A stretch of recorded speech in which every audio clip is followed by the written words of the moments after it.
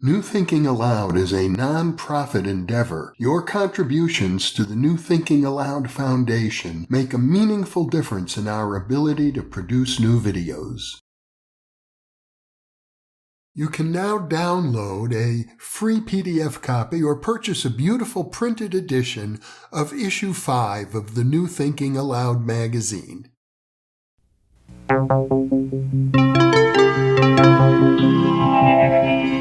Thinking Aloud.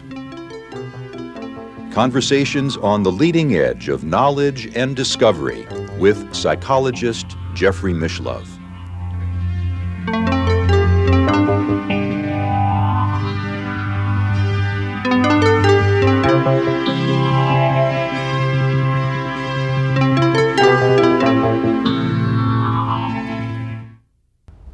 Hello and welcome. I'm Jeffrey Mishlove. Our topic today is addiction and the spiritual quest.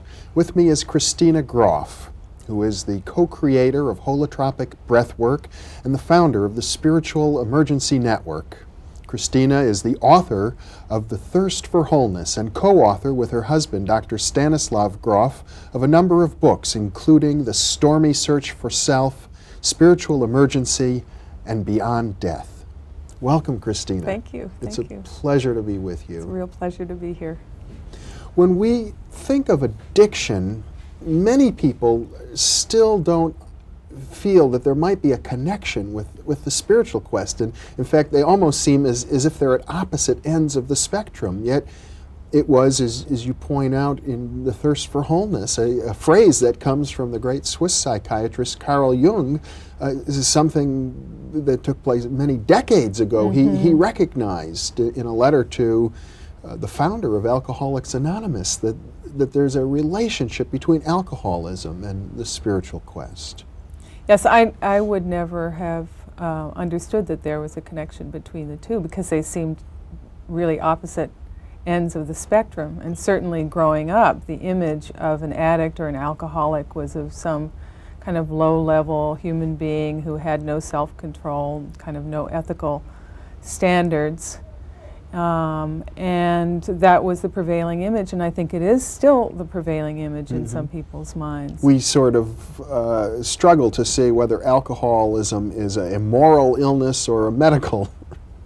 Well, there was a real revolution, I think, in the mid-50s when the American Medical Association, among others, recognized alcoholism as a disease, and that kind of opened the door to treating addiction as something more than a moral or ethical problem. You know, now we weren't bad people trying to be good; we were sick people trying to get well.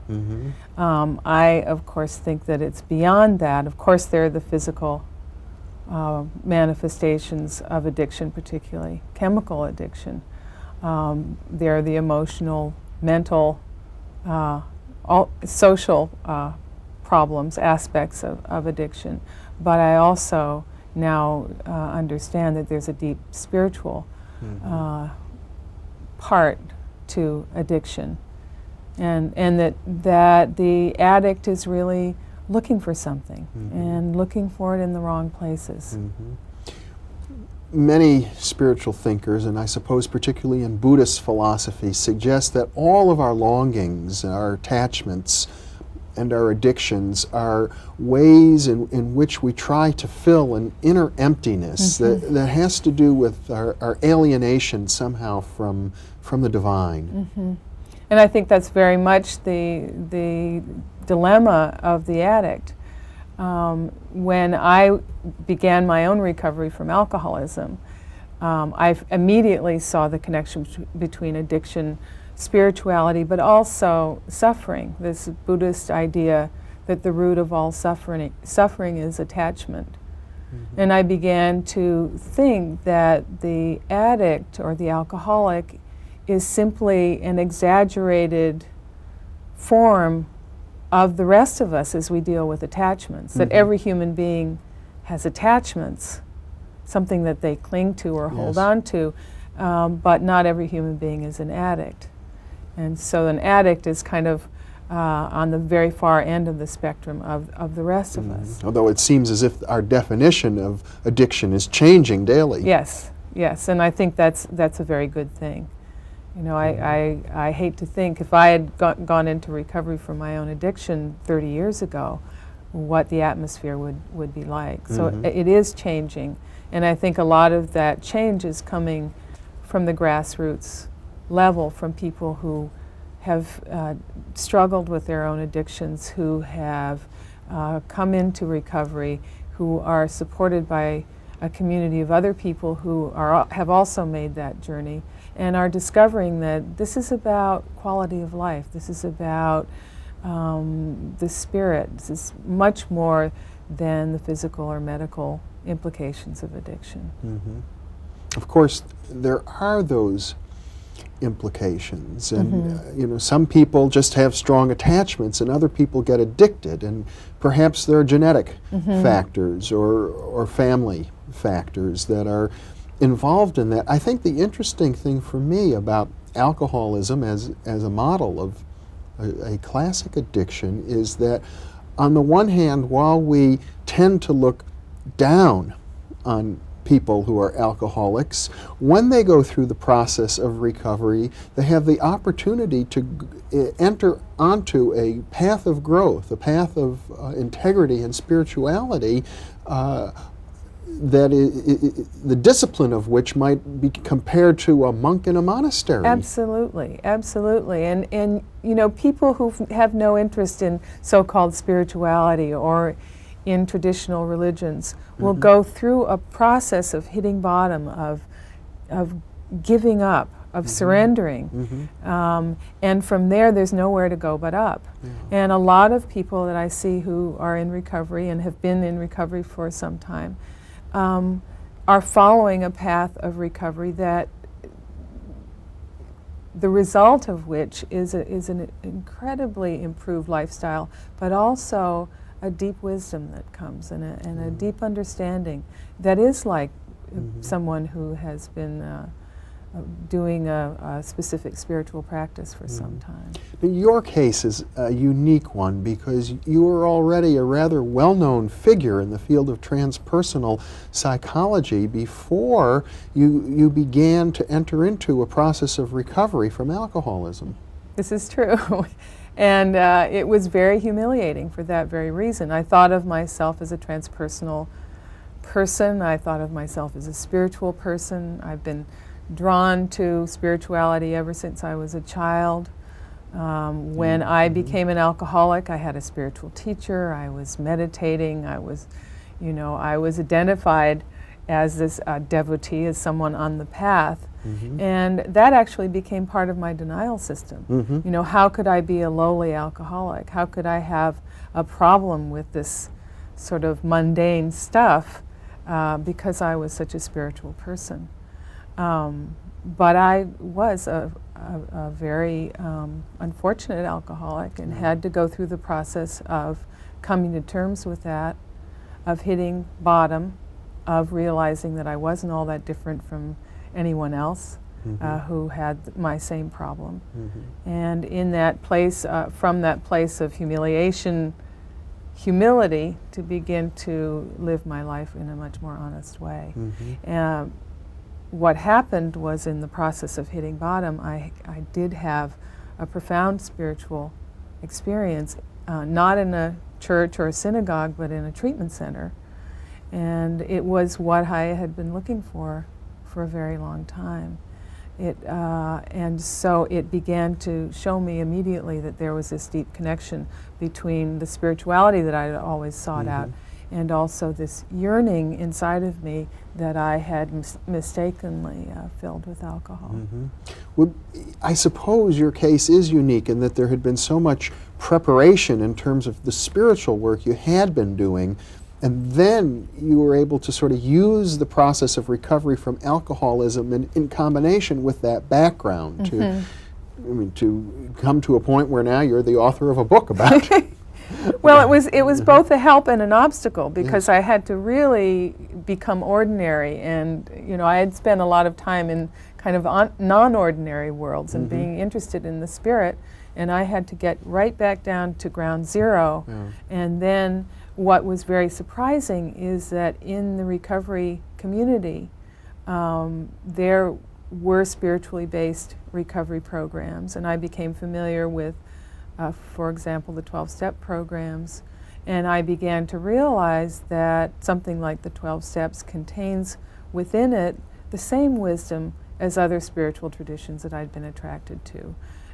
It was in much more ordinary, kind of grounded language than a lot of the traditions I'd been interested in. And there was this large community of people who had been doing the work, who knew how to guide me, that I could ask questions and ask for support. And it was like coming home. Mm-hmm. In other words, if we look at Alcoholics Anonymous and other 12-step programs, which are the major programs in Western culture that are treating these problems, the cure for alcoholism is a spiritual path. I think so. I mean, there's the reality that people can't improve the quality of their life unless they stop doing their addiction. So first of all, take care of the physical problem, stop the addiction, work in a very down-to-earth way with doing that. And then once that's kind of established, begin to work on, I see addiction as a mosaic, that there's the physical, the emotional, mental, social, and also the spiritual. And I think they all need to be addressed in order for successful recovery. So some people will get into their recovery in about 4 or 5 years. They will begin to discover some underlying issues, emotional issues or family issues or abuse issues that they hadn't allowed themselves to feel because of the buffer of their addiction. So those need to be tended to. But then there is also the spiritual. And I believe so strongly that unless the spiritual aspect of addiction and addiction recovery is addressed, that the quality of recovery is really limited. Well, I suppose it's very risky when there are so many unique individuals out there struggling with these issues to suggest that one model should fit all. Right. And it's very presumptuous for me or for you or anyone to tell somebody who's going through the agonies of recovery that, oh, this is a spiritual path you're on. Right, right. Exactly. They'll say, what do you mean spiritual? This doesn't feel spiritual. You know, I'm craving my drug, or I'm... that's where the wisdom of the community comes in, you know, to be able to talk regularly and listen regularly to people who have had the experience, who are maybe further down the road than we are, and to learn from them.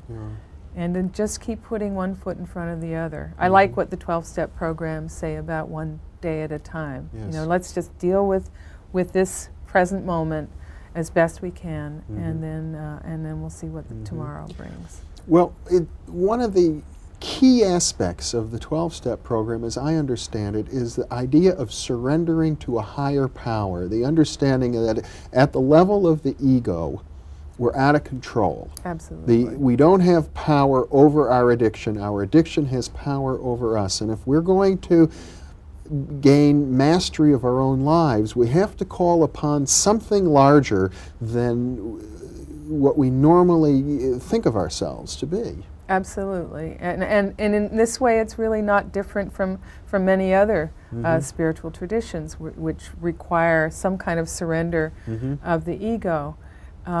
There's a lot of confusion, I think, with that particular step of how do I let go? You know, I remember hearing a man saying, you know, for the last 40 years, I've been taught in my society that as a man I should be powerful.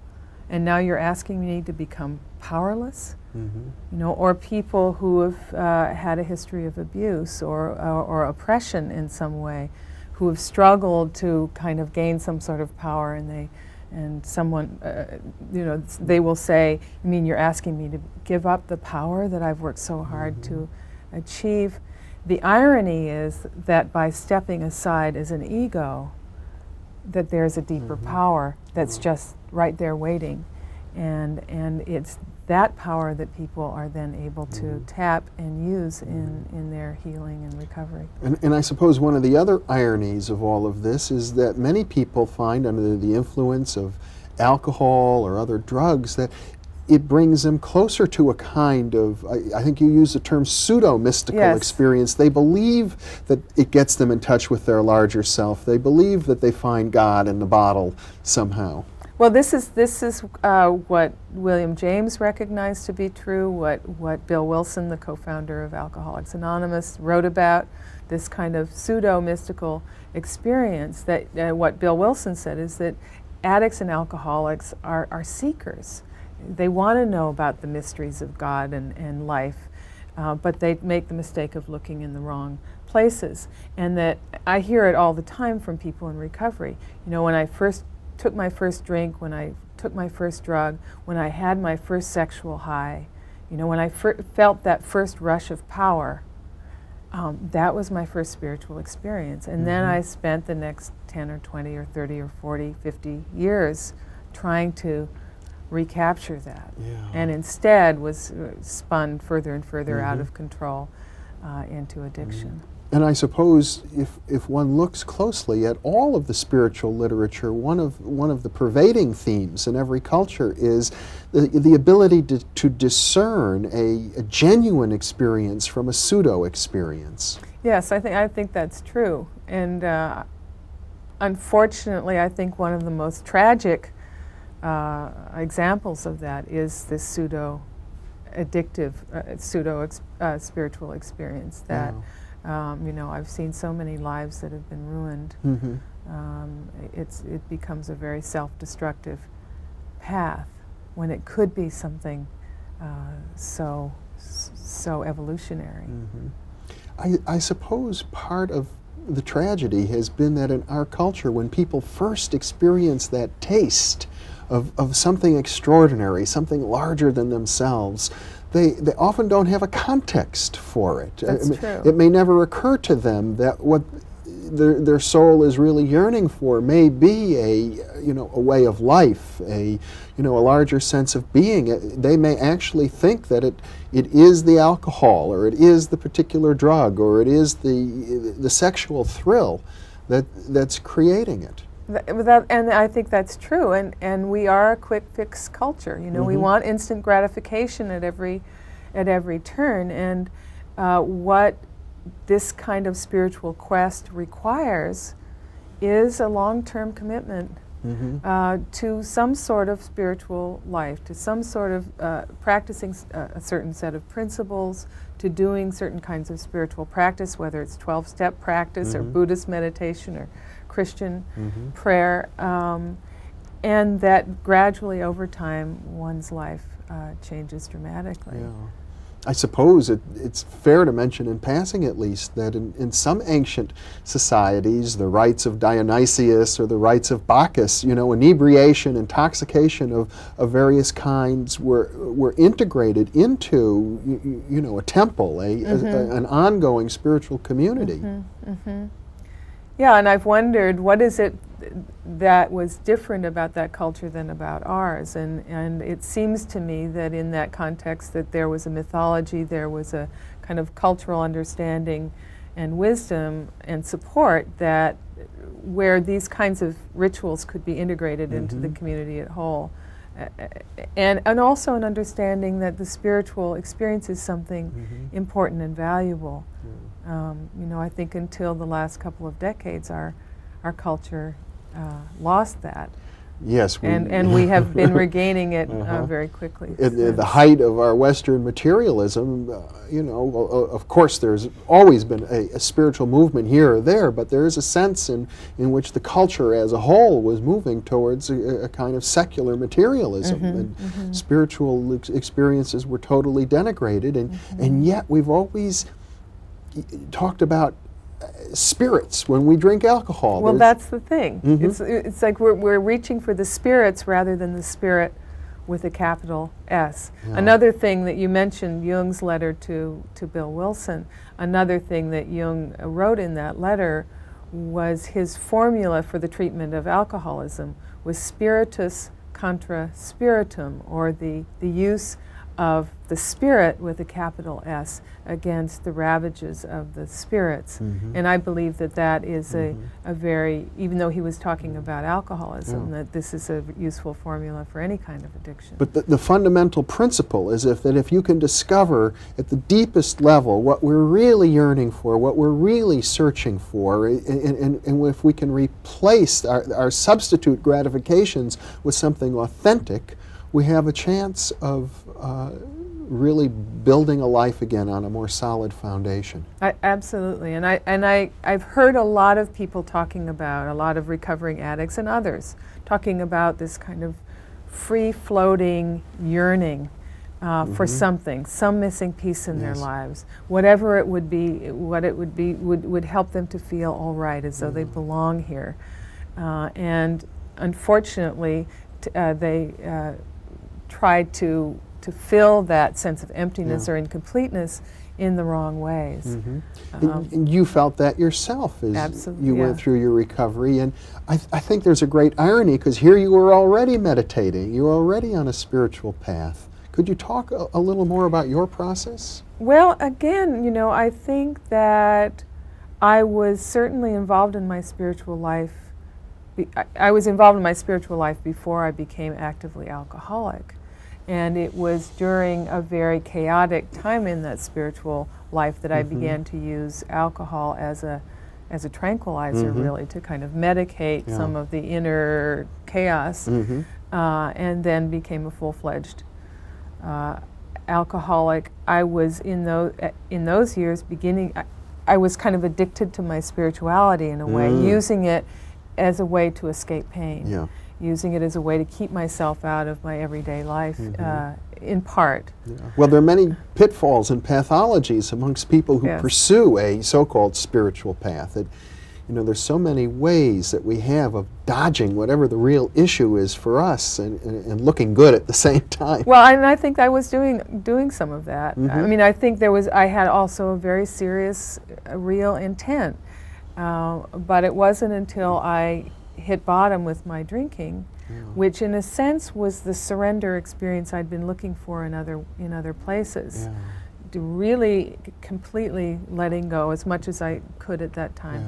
And it was then that I discovered a more solid, down-to-earth daily practice, and that spirituality really became more and more integrated into my everyday life. I see spirituality as something that is part of everyday life, not as something that is separate. Now, as we use the term spirituality, it means so many different things in many different contexts, but I suppose in one sense we could strip it from all of its cultural baggage and say ultimately what you're dealing with is confronting yourself at a deeper level. That we spend so much of our daily life filling our time with various activities and satisfying our attachments and addictions, and what it seems to amount to is kind of avoiding something within ourselves, perhaps that sense of alienation. I think you're right. A spiritual experience or spirituality to me has to do with direct experience, that it has to do with an experience of, as you say, of some deeper source in ourselves and possibly also with in the external world. And when you give up an addiction, then you're confronted with what it was that was pushing you. Yes. And this isn't about sitting on the mountaintop and bliss and white light all the time. As you know, the spiritual path is very gutsy, is very painful at times. It requires a lot of courage, a lot of commitment at times. It can be joyful and wonderful and rewarding in the long term. I certainly wouldn't trade any of my path for anything. Well, it's wonderful that you can say that, and I know at the same time you're not encouraging anybody else to follow you. No. I certainly would not recommend. Let's emphasize that. addiction as a way to find one's spiritual life. It's too dangerous. You know, we read in the paper every day the consequences of addiction and the number of deaths as a result. So this happened to be my path. It was something that happened to me, and I feel very fortunate to have lived through it and to have gained from it. Yeah. You mentioned the humiliation of, in fact, you even write about how humiliating, even at the time it was, to spend the days with your spiritual teacher and then come home at night and start drinking. Yes.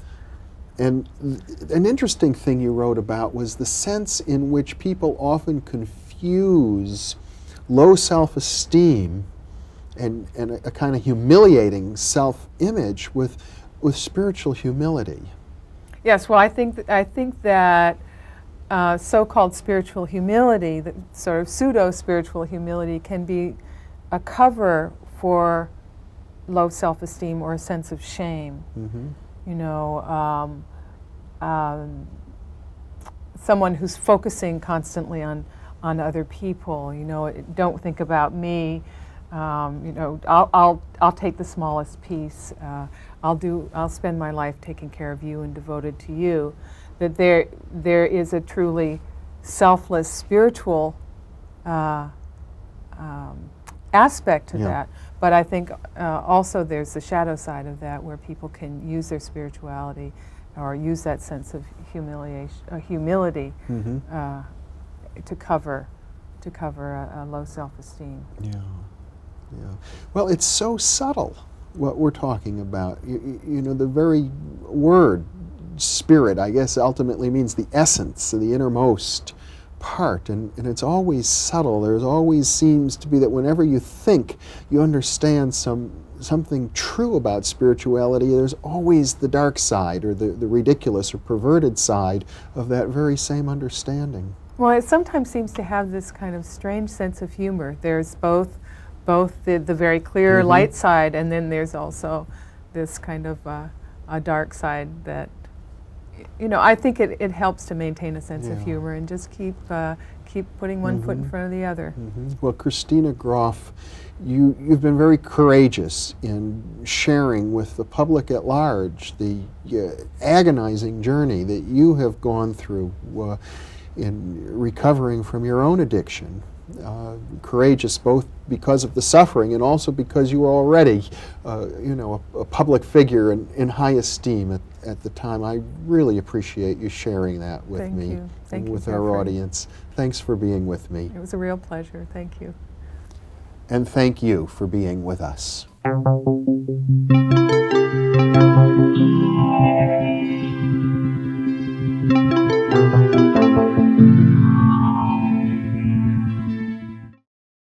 Book 2 in the New Thinking Aloud Dialogues book series is a tribute to parapsychologist Russell Targ, celebrating his 90th birthday. New Thinking Aloud is a non-profit endeavor. Your contributions to the New Thinking Aloud Foundation make a meaningful difference in our ability to produce new videos.